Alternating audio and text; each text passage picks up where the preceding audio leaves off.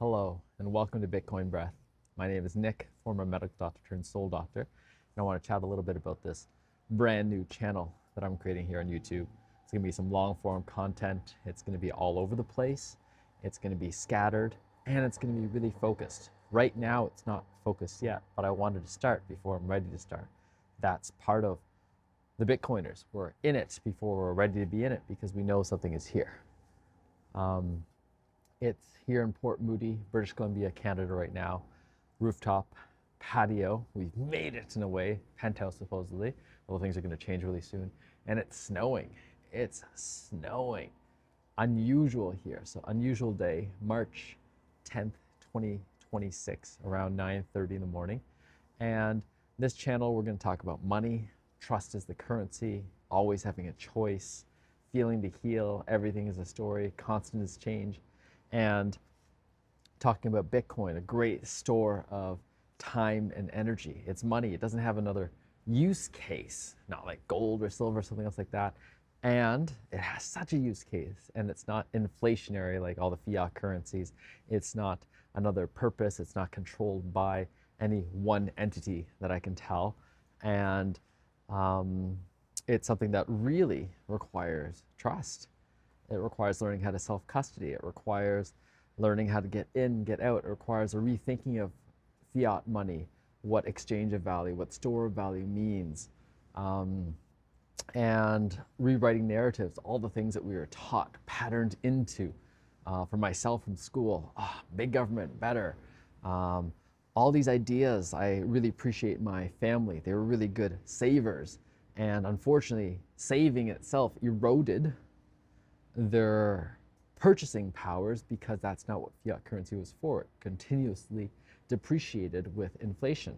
And it's so different with Bitcoin. I learned about this all the way from the very beginning, 2009. I remember reading an Ars Technica article about tens of thousands of Bitcoins for, large pizza. And the people I was friends with actually were deep into this work.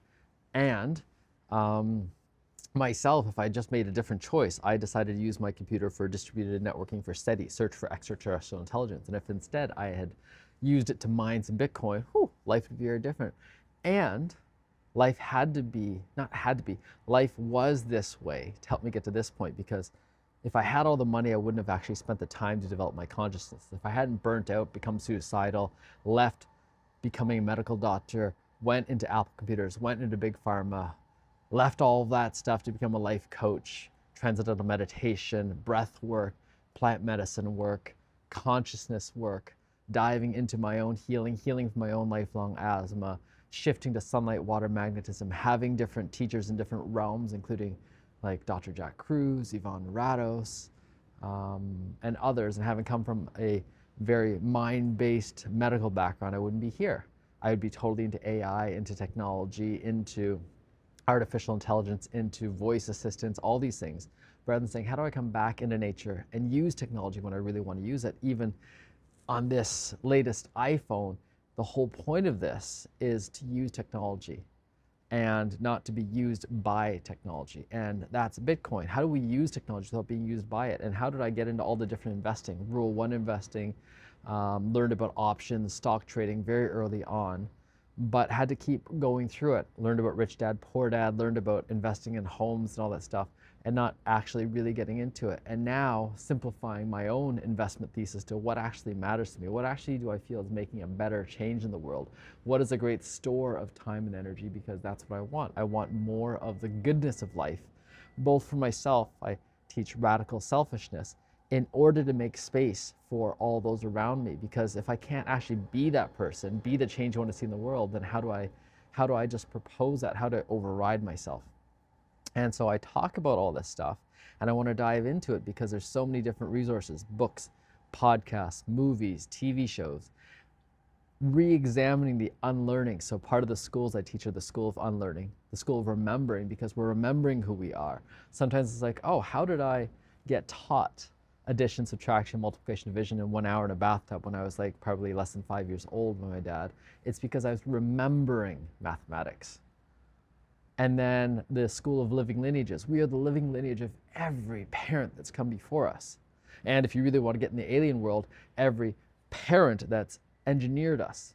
And I say all these things because some of them sound completely crazy and insane. That dragons roam this earth. Why does every culture believe in dragons?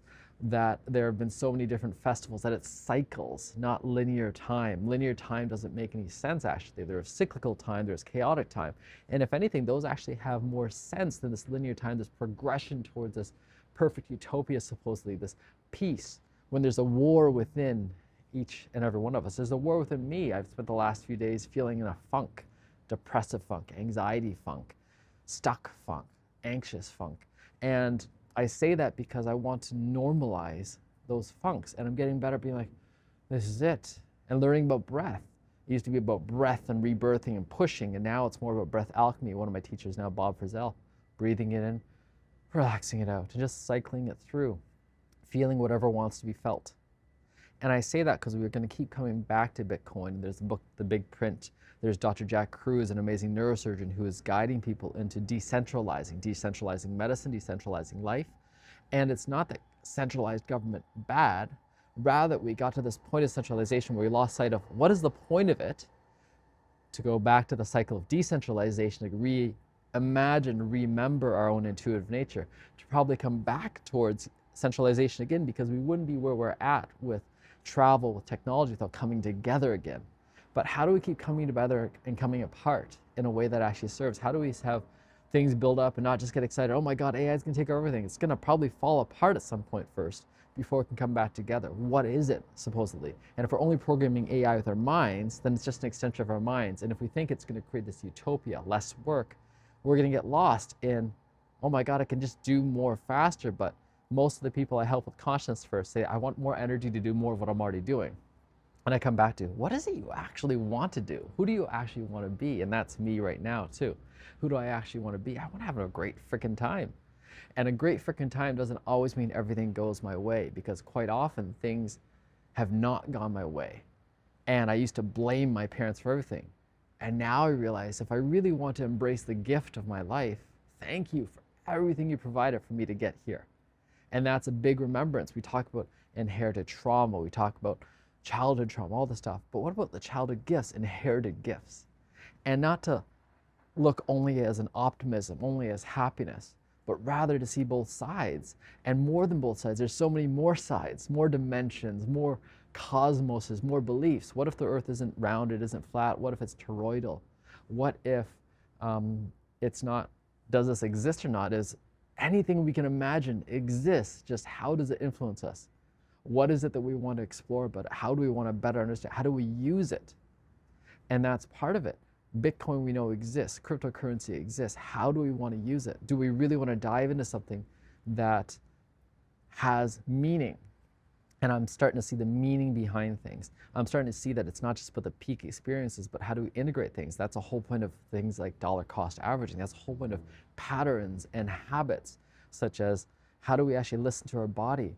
Not one diet is better than another, not one practice is better than another. What's the best practice for me right now? So I'm going to dive into those as I have established and created my own regularities, my own rhythms, my own learnings.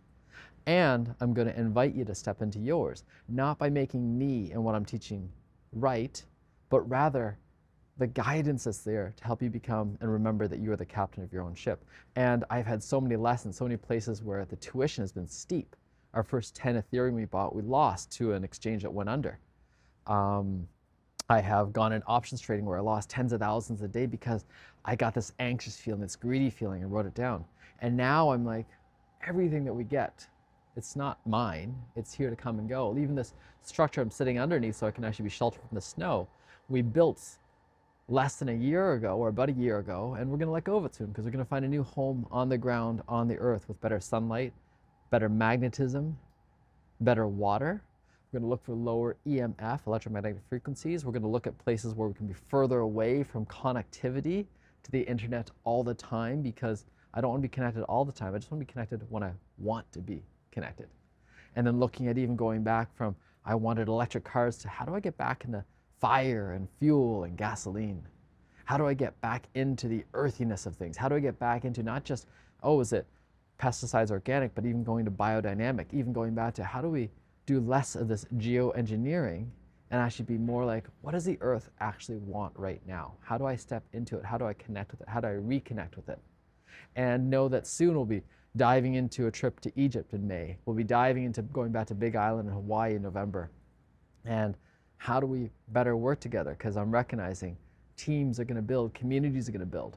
So I'm starting this video just to lay the groundwork for Bitcoin Breath. I'm going to record some more videos and keep adding to this library and seeing where things go, and looking forward to the feedback, the comments, whoever discovers this and rediscovers it, and we'll take it from there. Ciao for now.